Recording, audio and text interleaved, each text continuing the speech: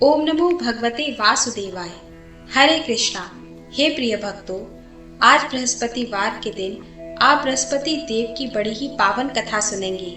इस कथा को सुनने से भगवान बृहस्पति देव की कृपा से भक्तों की सभी मनोकामनाएं पूर्ण हो जाती हैं। तो आइए पूरे भक्ति भाव और प्रसन्नचित मन से इस कथा का रसपान करते हैं। प्रेम से बोलिए श्री गणेश भगवान की जय, विष्णु भगवान की जय, बृहस्पति देव की जय। प्राचीन समय की बात है। एक बड़ा ही प्रतापी तथा दानी राजा राज्य करता था। वह प्रत्येक गुरुवार को व्रत रखता तथा पूजा करता, परंतु यह सब बातें उसकी रानी को अच्छी नहीं लगती थी। वह ना व्रत करती और ना ही किसी को एक पैसा दान में देती। राजा को भी ऐसा करने से मना किया करती थी। एक समय की बात है कि राजा शिकार खेलने वन को चले गए। घर पर रानी और दासी थी। उसी समय गुरु बृहस्पति साधु का रूप धारण कर राजा के दरवाजे पर भिक्षा मांगने आए। साधु ने रानी से भिक्षा मांगी तो वह कहने लगी, हे साधु महाराज, मैं इस दान और पुण्य से तंग आ गई हूँ और आप कोई ऐसा उपाय बताएं जिससे ये सारा धन नष्ट हो जाए और मैं आराम से रह सकूं। साधु रूपी बृहस्पति देव ने कहा, हे देवी, तुम बड़ी विचित्र हो। संतान और धन से कोई भी दुखी नहीं होता। अगर तुम्हारे पास धन अधिक है तो इसे शुभ कार्यों में लगाओ जिससे तुम्हारे दोनों लोग सुधरें। परंतु साधु की इन बातों से रानी खुश नहीं हुई। उसने कहा, मुझे ऐसे धन की आवश्यकता नहीं जिसे मैं दान दूं तथा जिसको संभालने में ही मेरा सारा समय नष्ट हो जाए। साधु ने कहा, यदि तुम्हारी ऐसी इच्छा है तो जैसा मैं बताता हूँ तुम वैसा ही करना। बृहस्पतिवार के दिन घर को गोबर से लीपना, अपने केशों को पीली मिट्टी से धोना, केशों को धोते समय स्नान करना, राजा से कहना हजामत बनवाए, भोजन में मांस मदिरा खाना, कपड़ा धोबी के यहाँ धुलने डालना। इस प्रकार 7 बृहस्पतिवार करने से तुम्हारा समस्त धन नष्ट हो जाएगा। इतना कहकर साधु बने बृहस्पति देव अंतर ध्यान हो गए। साधु के कहे अनुसार करते हुए रानी को केवल 3 बृहस्पतिवार ही बीते थे कि उसकी समस्त धन संपत्ति नष्ट हो गई। भोजन के लिए परिवार तरसने लगा। एक दिन राजा रानी से बोला, हे रानी, तुम यहीं रहो, मैं दूसरे देश को जाता हूँ, क्योंकि यहाँ पर मुझे सभी जानते हैं, इसलिए मैं कोई छोटा कार्य नहीं कर सकता। ऐसा कहकर राजा परदेश चला गया। वहाँ जाकर वह जंगल से लकड़ी काट कर लाता और शहर में बेचता। इस तरह वह अपना जीवन व्यतीत करने लगा। इधर राजा के बिना रानी और दासी दुखी रहने लगी।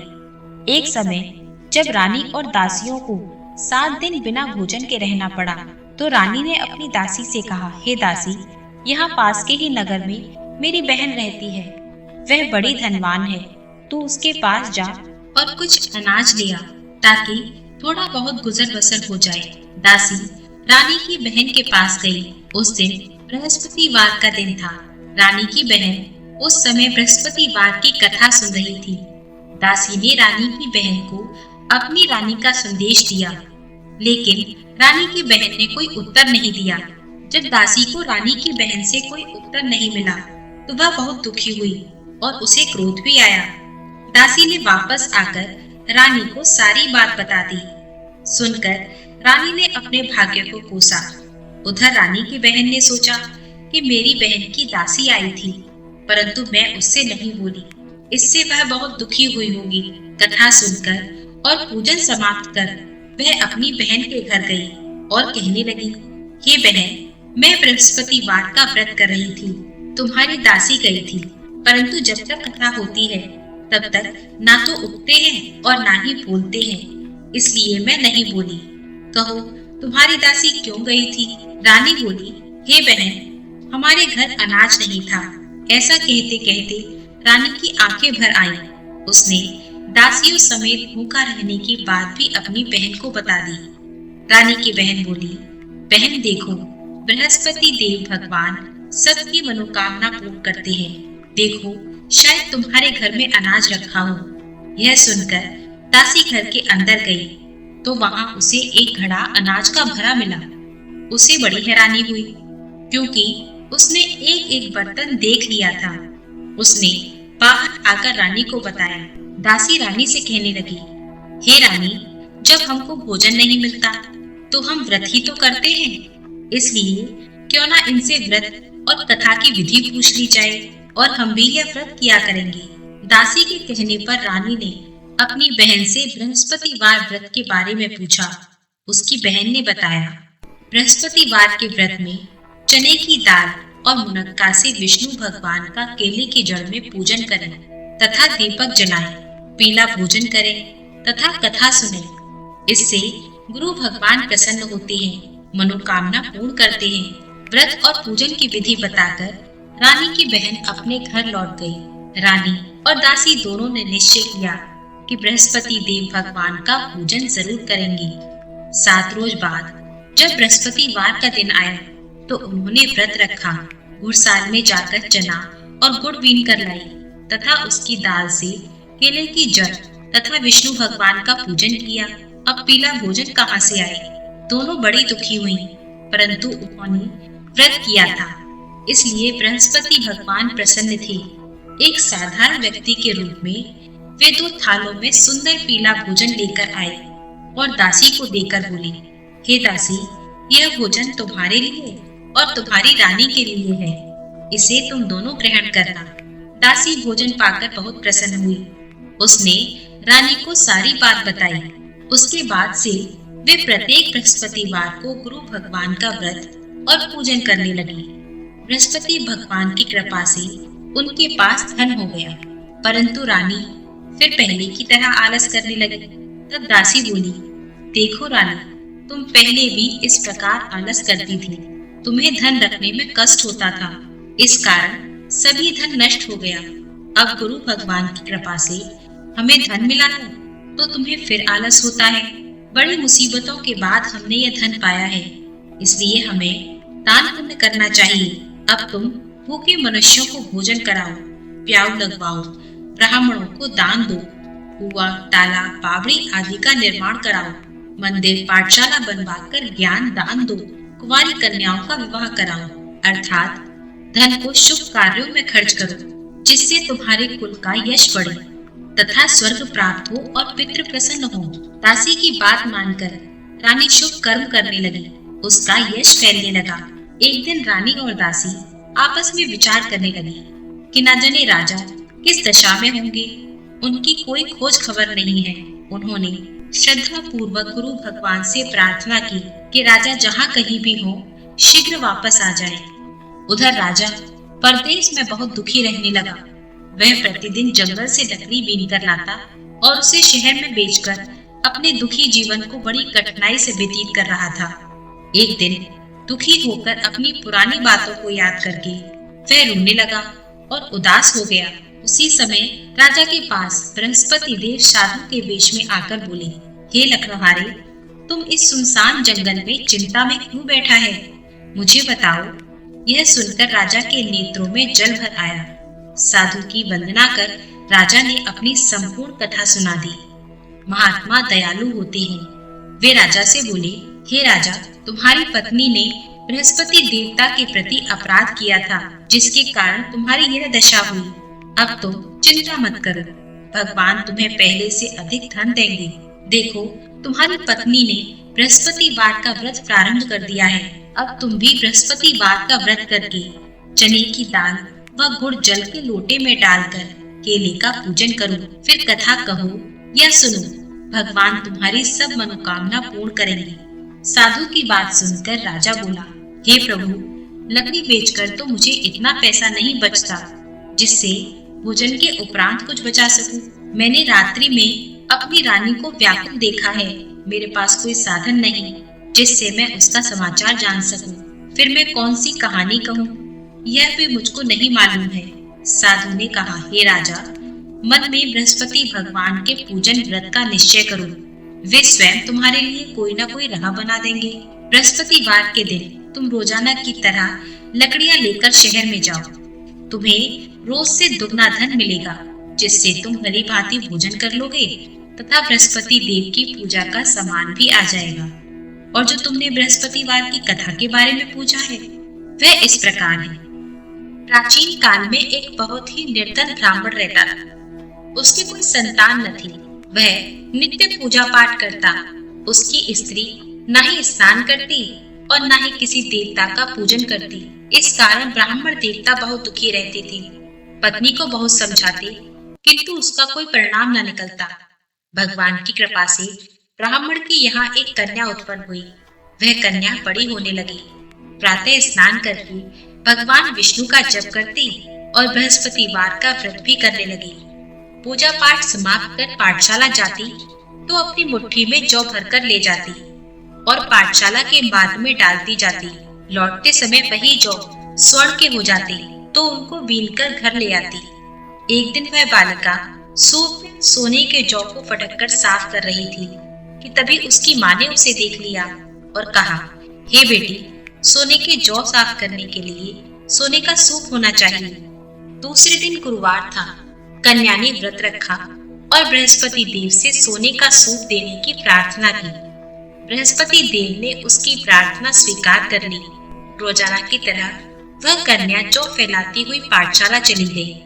पाठशाला से लौटकर जब वह जौ बीन रही थी तो बृहस्पति देव की कृपा से उसे सोने का सूप मिला। उसे वह घर ले आई और उससे जौ साफ करने लगी, परंतु उसकी माँ का वही ढंग रहा। एक दिन की बात है कि कन्या सोने के सूप में जौ साफ कर रही थी कि उसी समय उस नगर का राजकुमार वहां से होकर निकला। कन्या के रूप और कार्य को देखकर वह उस कन्या पर मोहित हो गया। राजमहल आकर भोजन तथा जल त्याग कर उदास होकर लेट गया। राजा को जब राजकुमार द्वारा अन्न जल त्यागने का समाचार ज्ञात हुआ तो राजा मंत्रियों के साथ अपने पुत्र के पास गया और कारण पूछा। राजकुमार ने राजा को सारी बात बता दी। राजकुमार ने राजा को उस लड़की के घर का पता भी बता दिया। मंत्री उस लड़की के घर गया।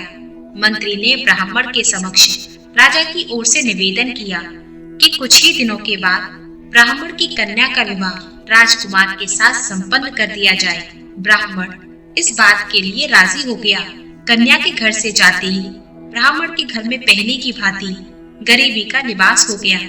एक दिन दुखी होकर ब्राह्मण अपनी पुत्री से मिलने गए। बेटी ने पिता की दुखी अवस्था को देखा और अपनी माँ का हाल पूछा। ब्राह्मण ने सभी हाल कह सुनाया।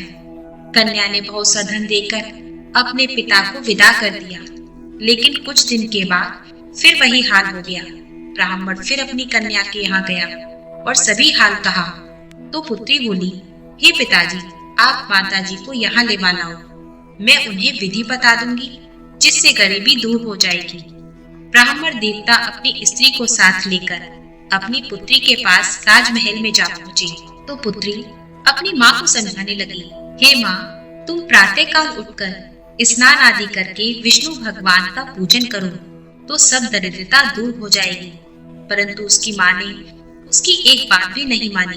वह प्रातःकाल उठकर अपनी पुत्री का बचा हुआ झूठन खा लेती। एक दिन उसकी पुत्री को बहुत गुस्सा आया। उसने अपनी माँ को एक कोठरी में बंद कर दिया। प्रातः उसे स्नान आदि करा के पूजा पाठ करवाया तो उसकी माँ की बुद्धि ठीक हो गई। इसके बाद वह नियम से पूजा पाठ करने लगी और प्रत्येक बृहस्पतिवार को व्रत भी करने लगी। इस व्रत के प्रभाव से मृत्यु के बाद वह स्वर्ग को गई और ब्राह्मण भी सुख पूर्वक इस लोक का सुख भोगकर स्वर्ग को प्राप्त हुआ।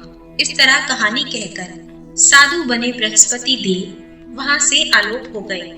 धीरे धीरे समय व्यतीत होने पर फिर बृहस्पतिवार का दिन आया। राजा जंगल से लकड़ी काटकर किसी भी शहर में बेचने गया। उसे उस दिन और दिनों से अधिक धन मिला। राजा ने चना गुड़ आदि लाकर बृहस्पतिवार का व्रत किया। उस दिन से उसके सभी कलेश दूर हुए। परंतु जब अगला गुरुवार का दिन आया तो वह बृहस्पतिवार का व्रत करना भूल गया। इस कारण बृहस्पति भगवान नाराज हो गए। उस दिन उस नगर के राजा ने विशाल यज्ञ का आयोजन किया तथा अपने समस्त राज्य में घोषणा करवा दी कि सभी मेरे यहाँ भोजन करने आवे, किसी के घर चूल्हा न जले। इस आज्ञा को जो ना मानेगा उसको फांसी की सजा दी जाएगी। राजा की आज्ञा के अनुसार राज्य के सभी वासी राजा के भोज में सम्मिलित हुए, लेकिन नगरारा कुछ देर से पहुंचा। इसलिए राजा उसको अपने साथ महल में ले गए। जब राजा लकड़हारे को भोजन करा रहे थे तो रानी की दृष्टि उस खूंटी पर पड़ी जिस पर उसका हार लटका हुआ था। उसे हार खूंटी पर लटका दिखाई नहीं दिया। रानी को निश्चय हो गया कि मेरा हार इसी लकड़हारे ने चुराया है। रानी ने उसी समय सैनिकों को बुलवाकर राजा को जेल में डलवा दिया। लकड़हारा जब जेल में गया तो विचार करने लगा कि न जाने कौन से पूर्व जन्म के कर्म से मुझे यह दुख प्राप्त हुआ है, और जंगल में मिले साधु को याद करने लगा। उसी समय बृहस्पति देव साधु के वेश में प्रकट होकर कहने लगे, अरे मूर्ख, तूने बृहस्पति देवता की कथा नहीं की, इसी कारण तुझे यह दुख प्राप्त हुआ है। अब तू चिंता मत कर, बृहस्पतिवार के दिन जेल खाने के द्वार पर 4 पैसे पड़े मिलेंगे, उनसे तू बृहस्पतिवार की पूजा करना तो तेरे सभी कष्ट दूर हो जाएंगे। अगले बृहस्पतिवार को उसे जेल के द्वार पर 4 पैसे मिले। राजा ने पूजा का सामान मंगवाकर कथा कही और प्रसाद बांटा। उसी रात्रि में बृहस्पति देव ने उस नगर के राजा को स्वप्न में कहा, हे राजा, तूने जिसे जेल में बंद कर दिया है उसे कल छोड़ देना, वह निर्दोष है। राजा प्रातःकाल उठा और खूंटी पर हार लटका देखकर लकड़हारे को बुलवाकर क्षमा मांगी तथा राजा के योग्य सुंदर वस्त्र आभूषण भेंट कर उसे विदा किया। गुरुदेव की आज्ञा अनुसार राजा अपने नगर को चल दिया। जब राजा नगर के निकट पहुंचा तो उसे बड़ा आश्चर्य हुआ। नगर में पहले से अधिक बाग, तालाब, कुएं तथा बहुत सी धर्मशाला, मंदिर आदि बने हुए थे। राजा ने पूछा कि यह सब किसके बाग और धर्मशाला है। तब नगर के सब लोग कहने लगे कि यह सब रानी और दासी द्वारा बनवाए गए हैं। राजा को आश्चर्य हुआ और गुस्सा भी आया कि उसकी अनुपस्थिति में रानी के पास इतना धन कहां से आया होगा। जब रानी ने यह खबर सुनी कि राजा आ रहे हैं तो उसने अपनी दासी से कहा, हे दासी, देख राजा हमको कितनी बुरी हालत में छोड़कर गए थे। वे हमारी ऐसी हालत देखकर कहीं लौट न जाएं, इसलिए तू दरवाजे पर खड़ी हो जा। रानी की आज्ञा के अनुसार दासी दरवाजे पर खड़ी हो गई और जब राजा आए तो उन्हें अपने साथ महल में ले आई। तब राजा ने क्रोध करके अपनी तलवार निकाली और पूछने लगा, बताओ यह धन तुम्हें कैसे प्राप्त हुआ। तब रानी ने सारी कथा कह सुनाई। राजा ने निश्चय किया कि 7 दिन बाद तो बृहस्पति देव का सभी पूजन करते हैं, परंतु मैं रोजाना दिन में 3 बार कथा कहा करूंगा तथा रोज व्रत किया करूंगा। अब तो हर समय राजा के दुपट्टे में चने की दाल बंधी रहती तथा दिन में 3 बार कहानी कहता। एक रोज राजा ने विचार किया कि चलो अपनी बहन के यहाँ होकर आता हूँ। इस तरह निश्चय कर राजा घोड़े पर सवार हो अपनी बहन के घर चल दिया। मार्ग में उसने देखा कि कुछ आदमी मूर्ति को लिए जा रहे हैं। उन्हें रोककर वह कहने लगा, अरे भैया, मेरी बृहस्पतिवार की कथा सुन लो। वे बोले, लो हमारा तो आदमी मर गया है, इसको अपनी कथा की पड़ी है। परंतु कुछ आदमी बोले, अच्छा कहो, हम तुम्हारी कथा भी सुनेंगे। राजा ने दाल निकाली और कथा कहनी शुरू कर दी। जब कथा आधी हुई तो मुर्दा हिलने लगा और जब कथा समाप्त हो गई तो राम राम कहकर वह मुर्दा खड़ा हो गया। राजा आगे बढ़ा, उसे चलते चलते शाम हो गई। आगे मार्ग में उसे एक किसान खेत में हल चलाता मिला। राजा ने उससे कहा, सुनो भैया, मेरी बृहस्पतिवार की कथा सुन लो। लेकिन वह नहीं माना। राजा आगे चलने लगा। राजा के हटते ही बैल पछाड़ खाकर गिर गई तथा किसान के पेट में बहुत तेज दर्द होने लगा। उसी समय किसान की माँ रोटी लेकर आई। उसने जब ये देखा तो अपने पुत्र से सभी हाल पूछा। बेटे ने सभी हाल कह सुनाया। बुढ़िया दौड़ी दौड़ी उस घुड़सवार के पास पहुंची और उससे बोली, मैं तेरी कथा सुनूंगी, तू अपनी कथा मेरे खेत पर चलकर ही कहना। राजा ने लौटकर बुढ़िया के खेत पर जाकर कथा कही, जिसके सुनते ही बैल खड़े हो गए तथा किसान के पेट का दर्द भी बंद हो गया। राजा अपनी बहन के घर पहुंचा। बहन ने भाई की खूब मेहमानी की। दूसरे रोज राजा प्रातःकाल जागा तो वह देखने लगा कि सब लोग भोजन कर रहे हैं। राजा ने अपनी बहन से पूछा, ऐसा कोई मनुष्य है जिसने भोजन नहीं किया हो, जो मेरी बृहस्पतिवार की कथा सुन ले। बहन बोली, हे भैया, यह देश ऐसा ही है। यहाँ पहले लोग भोजन करते हैं, बाद में कोई अन्य काम करते हैं। फिर वह एक कुम्हार के घर गई जिसका लड़का बीमार था। उसे मालूम हुआ कि उसके यहाँ 3 दिन से किसी ने भोजन नहीं किया। रानी ने अपने भाई की कथा सुनने के लिए कुम्हार से कहा तो कुम्हार तैयार हो गया। राजा ने जाकर बृहस्पतिवार की कथा कही, जिसको सुनकर कुम्हार का लड़का ठीक हो गया। अब तो राजा की प्रशंसा होने लगी। एक दिन राजा ने अपनी बहन से कहा, हे बहन, मैं अपने घर को जाऊंगा, तुम भी तैयार हो जाओ। राजा की बहन ने अपनी सास से अपने भाई के साथ जाने की आज्ञा मांगी। सास बोली, हाँ चली जा, मगर अपने लड़कों को मत ले जाना, क्योंकि तेरे भाई की कोई संतान नहीं होती। बहन ने अपने भाई से कहा, हे भैया, मैं तो चलूंगी, परंतु कोई बालक नहीं जाएगा। अपनी बहन को भी छोड़कर दुखी मन से राजा अपने नगर को लौट आए। राजा ने अपनी रानी से सारी कथा बताई और बिना भोजन किए वह शैया पर लेट गया। रानी बोली, हे प्रभु, बृहस्पति देव ने हमें सब कुछ दिया है, वे हमें संतान अवश्य देंगे। उसी रात को बृहस्पति देव ने राजा को स्वप्न में कहा, हे राजा, उठ, सभी सोच त्याग दे, तेरी रानी गर्भवती है। राजा को यह जानकर बड़ी खुशी हुई। 9वें महीने में रानी के गर्भ से एक सुंदर पुत्र पैदा हुआ। तब राजा बोला, हे रानी, स्त्री बिना भोजन के रह सकती है, परंतु बिना कहे नहीं रह सकती। जब मेरी बहन आए तो तुम उससे कुछ मत कहना। रानी ने सुनकर हाँ कह दी। जब राजा की बहन ने यह शुभ समाचार सुना तो वह बहुत खुश हुई तथा बधाई लेकर अपने भाई के यहाँ आई। रानी ने तब उसे आने का उल्हाना दिया।